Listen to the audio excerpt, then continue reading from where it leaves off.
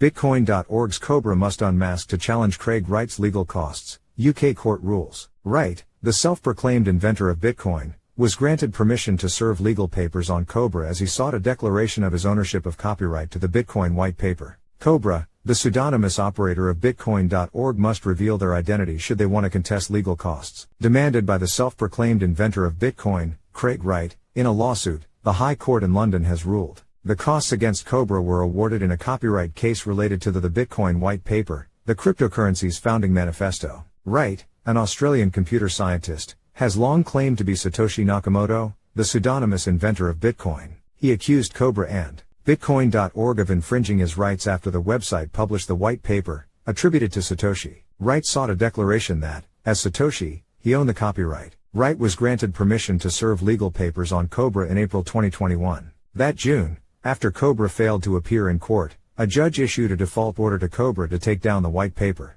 This is not Wright's first spin about a courtroom. He suffered a loss this October in Norway, where he was sued for claiming and failing to prove that he is Satoshi. The judge in the case ruled there was enough evidence that Wright had lied and cheated in his attempts to prove he was indeed the inventor of the cryptocurrency. Wright is appealing that ruling, his legal team said. Unidentified defendants are typically not required to reveal themselves and their addresses in similar cases. This instance is different because the pseudonymous operator of Bitcoin.org, through their representatives, challenged Wright's legal costs. To do so they must drop their anonymity, costs, Judge Jason Rowley said in a ruling dated November 24, reviewed and verified by CoinDesk. Rowley said the move to contest the costs is in contrast to the substantive proceedings where the defendants seemed to be rather sanguine about the effect of the injunction, namely the removal of the relevant document from the website. Consequently, I have come to the conclusion that if the defendant wishes to challenge the claimant's bill of costs, then they will have to identify themselves in the manner indicated in the application notice, Rowley said in the order.